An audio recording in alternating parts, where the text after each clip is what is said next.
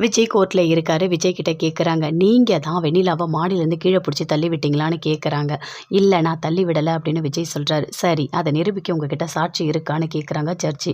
அமைதியா இருக்காரு. எதுவுமே பேசவே இல்ல. "அப்போ நீங்க தான் தப்பு பண்ணியிருக்கீங்க" அப்படின்னு சொல்றாங்க. அதுக்குள்ள காவேரி வராங்க. "ஒரு நிமிஷம் நில்லுங்க" அப்படின்னு சொல்லிட்டு. "என்கிட்ட சாட்சி இருக்கு" அப்படின்னு சொல்லிட்டு உள்ள வராங்க. வெண்ணிலாவ கூட்டிட்டு வராங்க. வெண்ணிலாவும் சாட்சி சொல்றாங்க. "என்ன மாடியிலேருந்து கீழ புடிச்சு தள்ளி விட்டது பசுபதி தான்" அப்படின்னு சொல்றாங்க. அத கேட்டவுடனே ஜட்ஜி சொல்றாங்க, "அப்போ பாதிக்கப்பட்ட பொண்ணே வந்து சாட்சி சொன்னதுனால விஜய் இந்த கோர்ட் விடுதலை செய்யுது. பசுபதிய அரெஸ்ட் பண்ணணும்" அப்படின்னு சொல்றாங்க.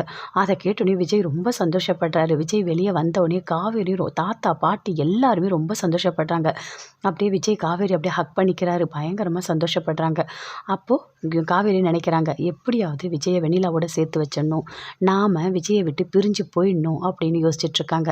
ஒரு வழியா நீங்க வெளிய வந்துட்டீங்க அப்படின்னு சொல்லிட்டு காவேரி ரொம்ப சந்தோஷப்படுறாங்க. விஜயும் ரொம்ப சந்தோஷப்படுறாரு. எல்லாத்துக்குமே காரணமே நீ தான் காவேரி அப்படின்னு.